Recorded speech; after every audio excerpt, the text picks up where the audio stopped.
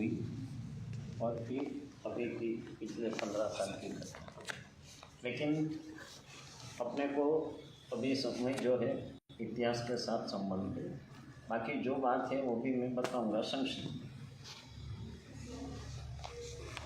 भारत के तीसरे क्रम के और मध्य भारत के सबसे प्राचीन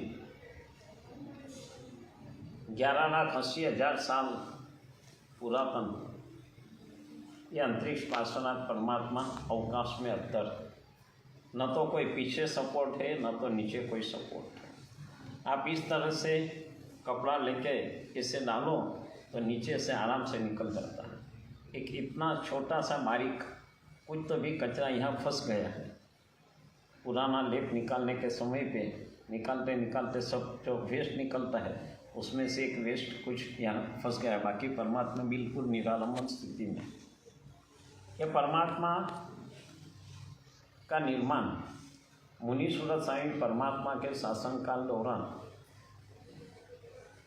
प्रति वासुदेव लंकाधिपति महाराजा रावण के खुद के बहनोई जो खरदूषण राजा थे अपर लंका के, काफ़ी विद्याओं के वो साधक थे, जिन्हें सर परमात्मा के परम भक्त थे।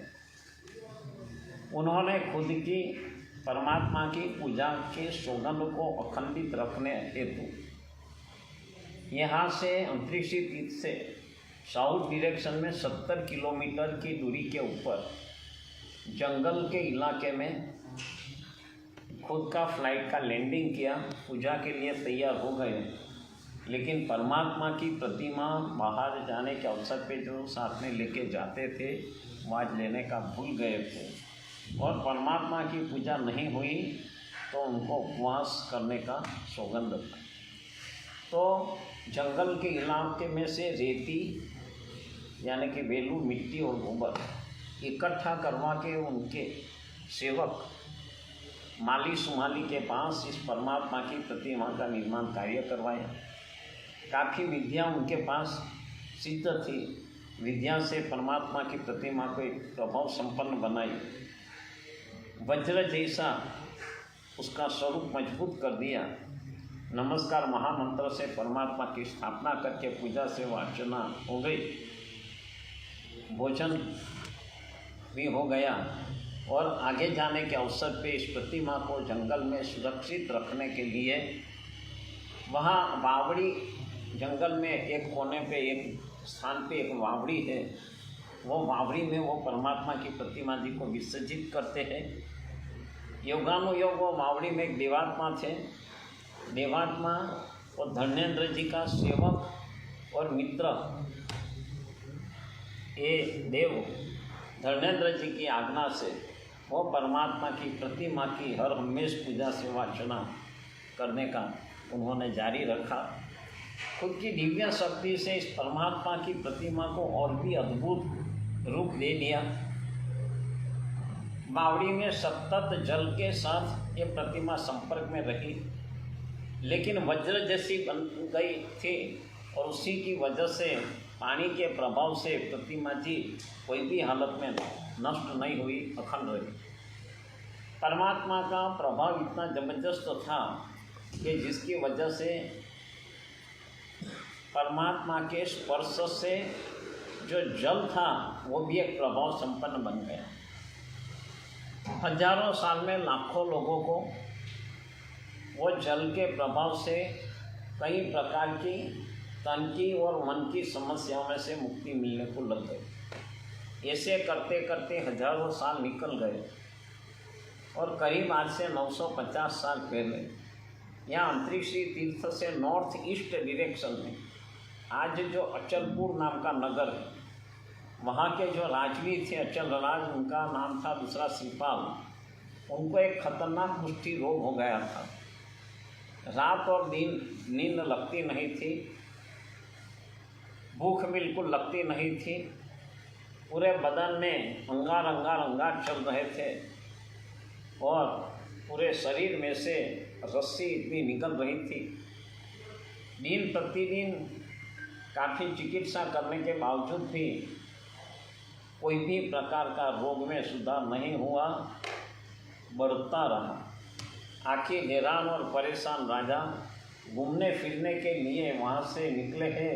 घूमते फिरते एक बार अनायास से वो जंगल में पहुँचे हैं, वहाँ रुके हैं और वही बावड़ी के जल से राजा के हाथ पाँव और मुंह धोने का हुआ और जलपान किया। जैसे जलपान किया, जल शरीर में जाने को लग गया। जल के प्रभाव से राजा के शरीर में जो अंगार चलती थी उसकी जगह पे शीतलता का अनुभव शुरू हो गया। पूरी जलन, पूरा अंगार बंद हो गया। पूरी रात राजा को गहरी नींद लग गई।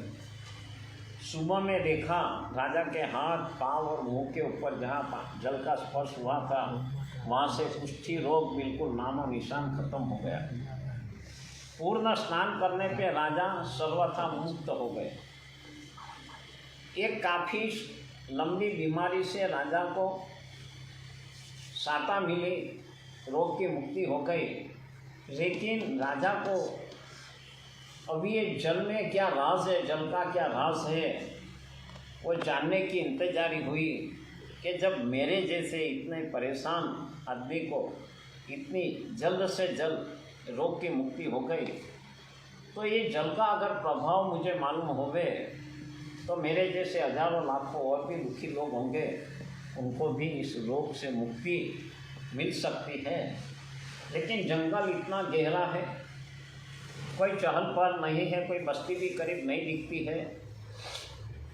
आखिर जिनेश्वर परमात्मा के वो भक्त अचल राज ने संकल्प किया, 3 दिन का उपवास यानी कि अष्टम का तप पेला का प्रारंभ किया। एक ही प्रार्थना उन्होंने कर दी कि जंगल के इलाके में अगर कोई भी देवात्मा है, कोई लोकपाल है, कोई यक्षपाल है, कोई क्षेत्रपाल है, या तो जो कोई भी है, मुझे इस जल के रहस्य सूचित कर। 3 उपवास हो गए थे, 4थी रात्रि गुजर रही थी और राजा खुद की छावनी में सोए थे। मध्य रात्रि के समय पे वह देवात्मा ने राजा को पार्श्वनाथ परमात्मा की प्रतिमा का दर्शन करवाया स्वप्न की अवस्था में, और पार्श्वनाथ परमात्मा का पूरा इतिहास और प्रभाव का बयान करने का शुरू कर दिया। जैसे राजा ने पार्श्वनाथ परमात्मा की प्रतिमा स्वप्न में देखी और प्रभाव सुना, राजा परमात्मा की प्रतिमा खुद के नगर में ले जाने के लिए लालियाब हो गए। उन्होंने देवात्मा को बताया कि हे देवात्मन, ये प्रतिमा भगवान मुझे दे दो, मेरे नगर में लेके जाओ। हजारों लाखों लोग वे परमात्मा के प्रभाव से दुख मुक्त हो जाएंगे, पाप मुक्त हो जाएंगे और अरिहंत परमात्मा का जय जयकार होगा। वो देवात्मा ने साफ मना कर दिया, आपका कार्य हो गया है, आपको अभी यहाँ रुकने की आवश्यकता नहीं है, आप यहाँ से जा सकते हो। कोई भी हालत में प्रतिमा भगवान आपको मिलने वाले नहीं है। देवात्मा दृश्य हो गए, स्वप्न खत्म हो गया। सुबह हो गई, जल के प्रभाव का राज मिल गया और राजा कृत निश्चयी बने कि जल का प्रभाव मेरे देवादिदेव त्रिलोक नाथ पार्श्वनाथ परमात्मा के प्रभाव से पवित्र हुआ ये जल है, और उसी की वजह से देवात्मा ने बताया तो इतना प्रभाव संपन्न ये जल है, उसमें राज परमात्मा की उपस्थिति है। कोई भी हालत में मुझे भगवान को लेके ही जाने का है। उन्होंने उपवास जारी रखे, 4, 5, 6, 7 उपवास हो गए। 8वीं रात्रि गुजर रही थी। राजा और रानी और जलकुंड के पास पार्श्वनाथ परमात्मा के ध्यान में मग्न थे। उनकी एक ही विनती थी कि हे प्रभु, हमारे नगर में पधारिए। और राजा के तप, त्याग और संकल्प के प्रभाव से नागराज धर्मेंद्र जी वहाँ साक्षात उपस्थित थे। नागराज धर्मेंद्र जी ने राजा को काफ़ी समझाने की कोशिश की कि राजन, पूरे विश्व में एक यही परमात्मा है जो विद्याधर राजा ने बनाए हैं। इतने साल में हजारों लाखों लोगों को कई कई प्रकार की दुविधा में से मुक्ति मिली है। इस पृथ्वी तल के ऊपर कोई सुख नहीं है जो इस परमात्मा की श्रद्धा और भक्ति से प्राप्त न हो, और इस दुनिया में कोई ऐसा दुख नहीं है जो इस परमात्मा के प्रभाव से नष्ट नहीं हो सकता है। बहुत लंबा बयान किया, आप इस परमात्मा को लेके जाने की बात छोड़ दो। मानव या शक्ति से परमात्मा को संभालना आसान नहीं है। मेरा सेवक कोई भी हालत में परमात्मा देने के लिए तैयार नहीं है। इसके अलावा और कोई भी भौतिक जगत की चीज़ आप मांग लो, सत्ता, संपत्ति, सामग्री, जो चाहिए वो मांग लो, जो मैं दे सकता हूँ, लेकिन परमात्मा की बात आप छोड़ दो। एक छोटे बच्चे की तरह जीत पकड़ कर बैठ गए हो। राजा ने अवधिज्ञानी इंद्र महाराजा धर्मेंद्र जी को जवाब दिया कि हे देवराज, जो परमात्मा ने मुझे जीवन दिया है वो परमात्मा को इस जंगल में छोड़ के जाने की मेरी कोई मानसिकता नहीं है। ये परमात्मा आप अगर मुझे लेंगे, मेरे नगर में लेके जाऊंगा, जिनालय में परमात्मा को स्थापित करूंगा, जिनके प्रभाव से हजारों लाखों लोग दुख से मुक्त हो जाएंगे, पापियों पाप से मुक्त हो जाएंगे और परमात्मा अरिहंत का जय जयकार होगा।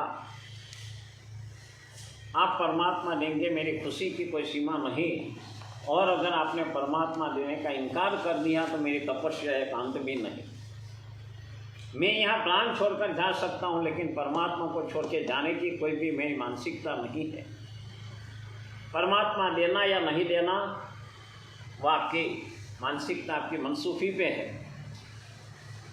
इंद्र महाराजा को अचल राज श्रीपाल ने जवाब दे दिया और अवधिज्ञानी इंद्र महाराजा अभी सोचते हैं कैसे भी तो उनको आज उपवास करवाना वो मेरे जैसे सज्जन के लिए उचित नहीं है, और परमात्मा देने की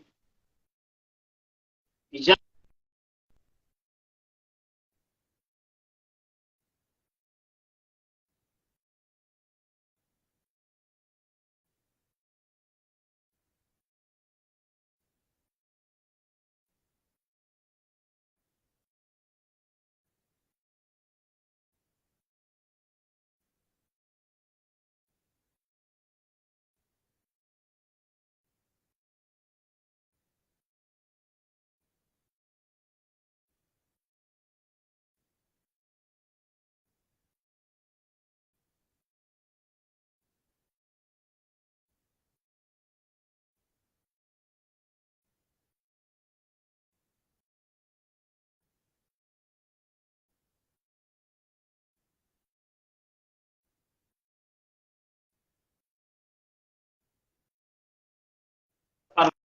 परमात्मा के प्रभाव के बारे में काफी विस्तृत विशद इंद्र महाराजा बता रहे हैं।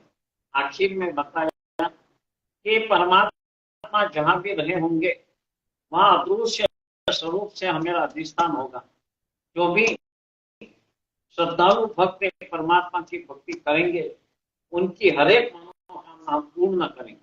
ये पूरे का पूरा इतिहास जो मैं आपको बता रहा हूँ, आज से करीब 364 साल पहले यानी कि 1784 साल में पूज्यपाद भाव विजय जी महाराज साहब वीर सूर्य जी महाराज साहब की पाठ परंपरा में आए थे।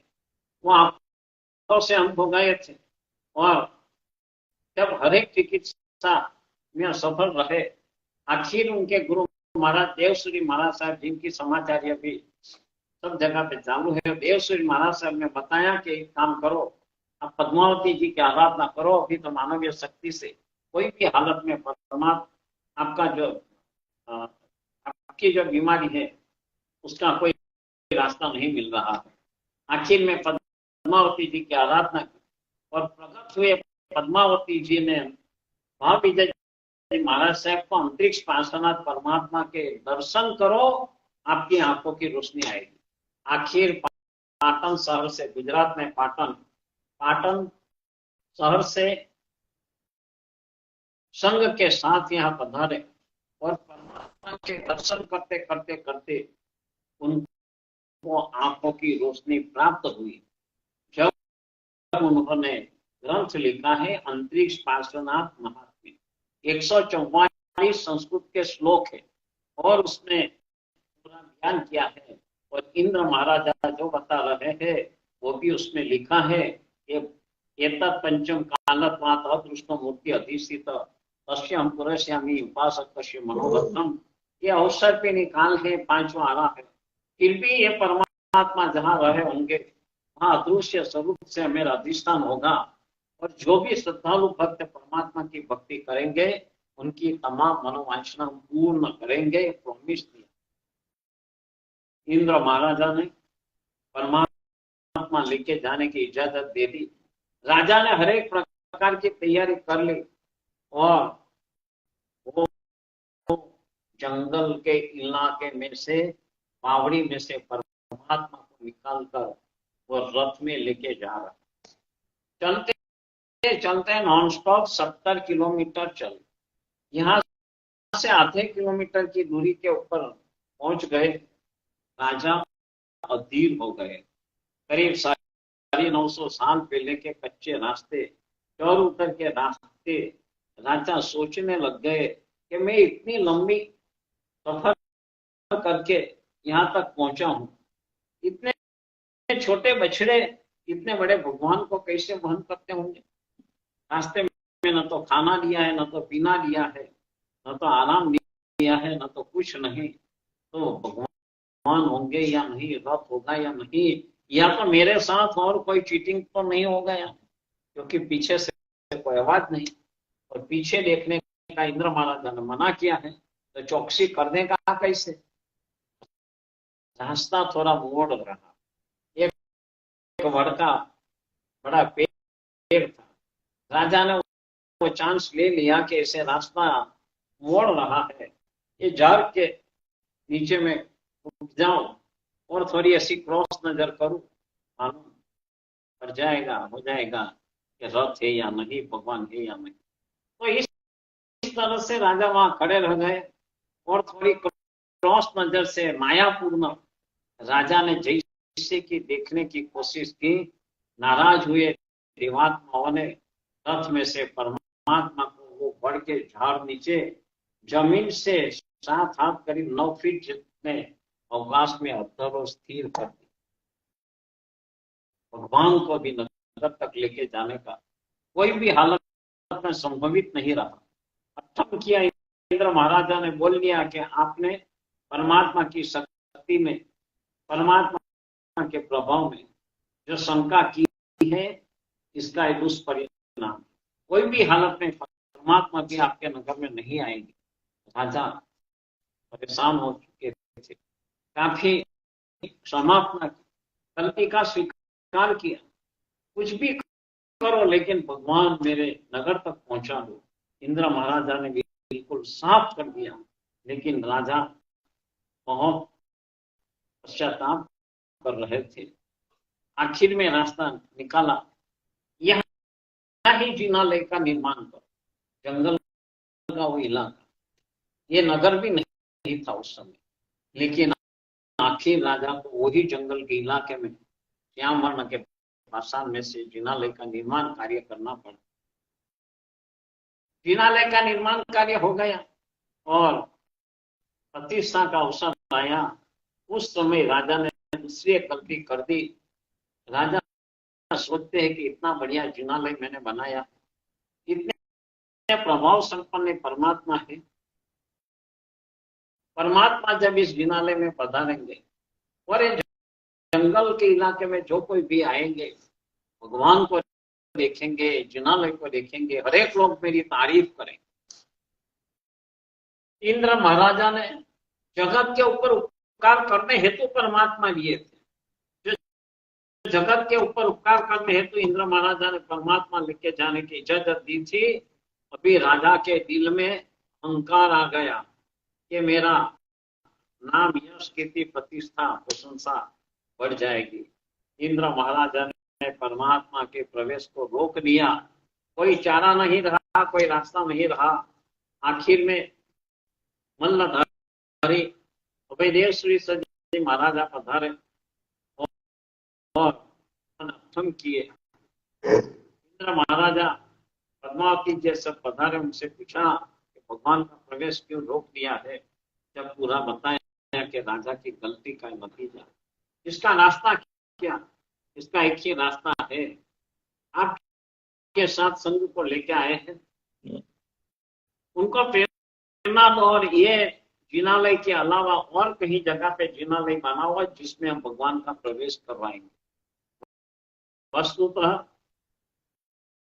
उस समय अभयदेव श्री महाराज साहब की प्रेरणा से एक छोटा जिनालय बना, जहां आज नीचे मानी भद्र जी का, अभी तो मंदिर खुला हो गया है, आप नीचे जाके देख सकते हो।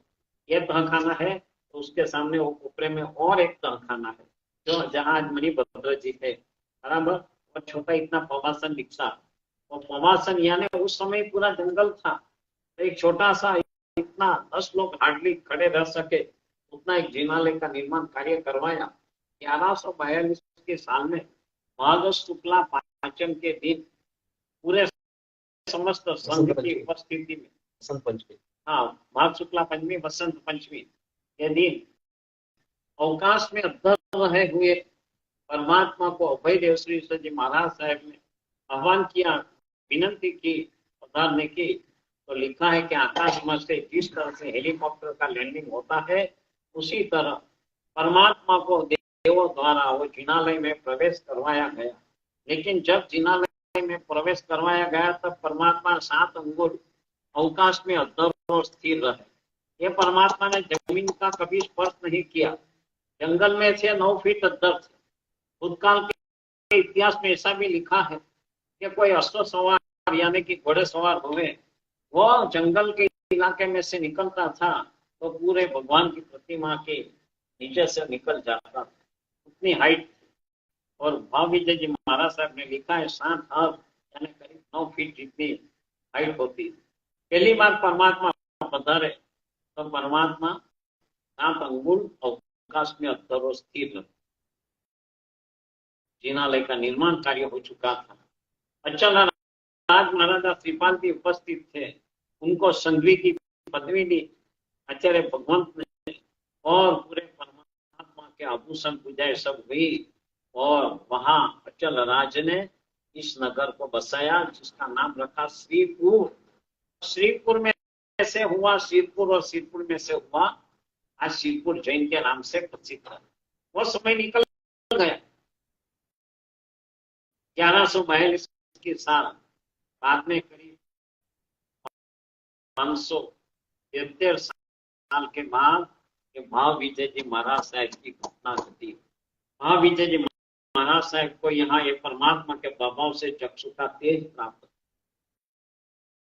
और वही रात्रि के दिन देवात्मा ने संकेत दिया कि जिनालय काफी छोटा है, नगर ऊपर उठ गया है, काफी प्रभु भक्त आ रहे हैं, तो आपके साथ जो संघ को लेके आए हैं उनको प्रेरणा देकर जिनालय का विस्तृतीकरण करो। उसी के हिसाब से भाव विजय जी महाराज साहब ने संघ को प्रेरणा दी, कार्य का प्रारंभ हुआ। और 1715 के साल में चैत्र शुद्ध षष्ठी के दिन ये परमात्मा की पुनः प्रतिष्ठा हुई। जो नीचे के तहखाने में थे वो यहाँ आज जहाँ अपने को दिखते हैं भगवान, वहाँ भगवान की पुनः प्रतिष्ठा भाव विजय जी महाराज साहब की उपस्थिति में हुई। उस समय परमात्मा इतने 1 अंगुल अवकाश में सर्वस्थिर, पीछे से भी कोई सपोर्ट नहीं, नीचे से भी कोई सपोर्ट नहीं। और बाद में भाव विजय जी महाराज साहब ने जो ग्रंथ लिखा है उसमें आखिर में लिखते हैं, फिर कई समय के लिए मैं वहां रुका, परमात्मा की भक्ति की, और वापिस परमात्मा के दर्शन करने हेतु मैंने भगवान को मेरी विज्ञप्ति की, प्रार्थना की। फिर मैंने यहाँ से विहार किया, और जहां भी मैं गया वहां अंतरिक्ष पार्श्वनाथ परमात्मा का मैंने लोगों को महिमा का ज्ञान किया। अभी एक इतिहास समाप्त हो गया। विजय जी महाराज साहेब का कार्य क्षेत्र था कर्नाटक में, जो बीजापुर है, और बीजापुर के आसपास के इलाके में 7 लाख जैन परिवार, उनके भक्त देव श्री महाराज साहब ये सब 7 लाख जैन परिवार थे। इतिहास में लिखा है वहां दीवार के ऊपर प्राचीन जो शिलालेख है उसमें लिखा है कि 144 श्लोक की रचना की भाव विजय जी महाराज साहब ने। उनको दृष्टि का तेज मिला, एक ग्रंथ की रचना की और ज्ञान वहां भी लिखा है। राजस्थान के थे सांचौर के मूल, तो राजस्थान में सांचौर में भी वो इतिहास लिखा गया। आज अपने पास वो इतिहास बाद में हुआ मुगलों का आक्रमण, तो मुगलों का आक्रमण के समय में इस जिनालय की सुरक्षा, भगवान की सुरक्षा हेतु शिवाजी महाराज जो हुए महाराष्ट्र में, उनका नन्या लियाने के उनके मामा वो यहाँ से सिंदखेड़ के राजा थे, जिनके इलाके में सब गांव आते थे। तो उन्होंने यहाँ वो जिनालय और भगवान की सुरक्षा हेतु 4 जादव परिवार भेजे थे, जो जिनालय को संभालते थे, भगवान की प्रतिमा संभालते थे, और उसी की वजह से पूरा किला बनाया था सुरक्षित। ऊपर जो ध्वजा दिखती है ना, लाल ध्वजा, वो शिवाजी महाराज की, मतलब उनकी सल्तनत की थी, ये कोई भगवान की ध्वजा नहीं है, समझ लो। ये शिवलिंग भी जो दिखता है बाहर की साइड पे, वो शिवलिंग, क्योंकि वो जो जादव लोग थे वो शिवलिंग के पूजक थे, तो उनका यहाँ 250 साल तक रुकने का हो। 4 परिवार में 250 साल में कम से कम 50-60 परिवार हो गए, संभालते थे। मुस्लिमों का आक्रमण भी चला गया, सब हो गया, और बाद में ये जो लोग थे वो जैसे कि ये मंदिर उनका ही मालिक पिता है, इससे समझ के बैठ गए। तो उनके पास से वापिस तांबा लेने के लिए ब्रिटिशरों के समय में 1901 में कोर्ट में चैलेंज हुई।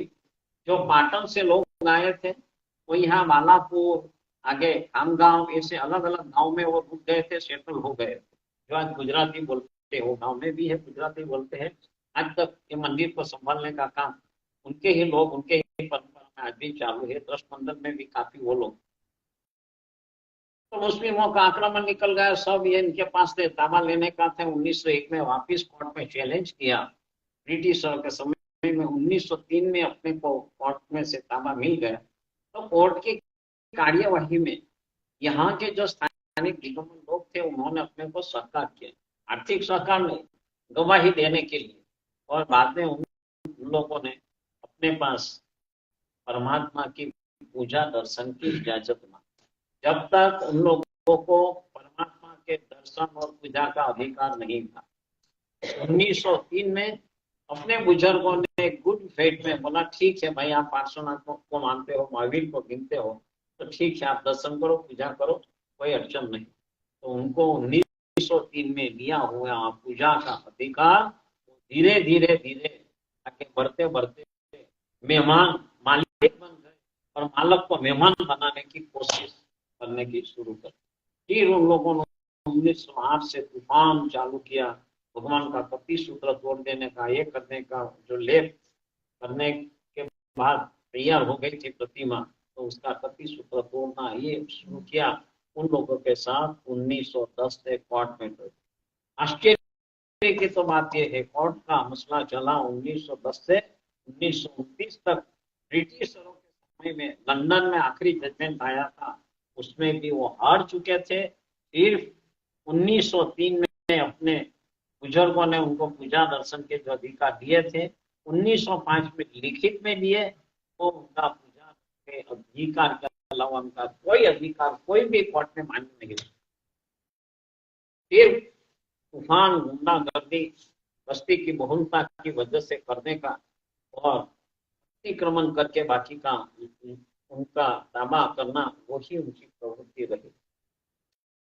चलते चलते एक बार ये तीर्थ अत्यंत कटोकटी में आया, और उस समय के जो ट्रस्टी लोग थे अपने, उन्होंने मेरे गुरुदेव जी को विनती की कि साहब आप पधारो तो ही इस तीर्थ की सुरक्षा कर सकेंगे। तो मेरे गुरुदेव युग प्रधान आचार्य से पन्यास चंद्रशेखर विजय जी महाराज साहेब एक विशिष्ट कोटि के सत्व के, जिन शासन के राग जिनके रग रग में थे, वो 3 साल 1981, 82 और 83 में पधारे। खतरनाक यहाँ का माहौल था, इतना तूफान तूफान चलता था। अपने यात्री को मार झूल करना, परेशान करना, वही उनका काम, और भगा देने का देने का, ऐसा करते करते करते अपने यात्रिकों का आवागमन भी करीब करीब नहीं जैसी हालत में हो गई। मेरे गुरुदेव श्री पधारे, उसके पहले 1981 22 अप्रैल को लेप का काम जो चालू था वो स्थगित करवा के उन लोगों ने सील करवाने के ऊपर उन लोगों की सही है। आज तक अपन ने कभी भी मंदिर सील करवाने के लिए गवर्नमेंट को इजाजत नहीं दी। उन लोगों ने इजाजत दे दी। बीच में जो मीडिएटर था वो छुट्टी पे चला गया, इजाजत दे दी, सिग्नेचर करके कोई हरकत नहीं, मंदिर बंद कर दो। और उस समय 1981 22 अप्रैल से मंदिर बंद रहा। काफी कोशिश की कोर्ट में, वो जाते हैं और केस न चले उनकी कोशिश भी वो करते रहे।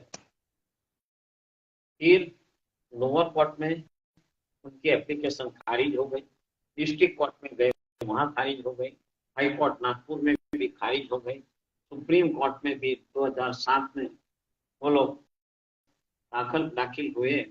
2008 से 2023 करीब 15 साल तक वो केस 2017 में ओपन हो गया। ओपन होने के बावजूद भी केस न चले उनकी कोशिश करते रहे। क्यों? ये जजमेंट प्रीवी काउंसिल ने इतना क्लियर कट लिखा है, हर एक कोर्ट में, लोअर कोर्ट, हाई कोर्ट में वही मान्य रखा है, तो सुप्रीम में वही नतीजा आने वाला है।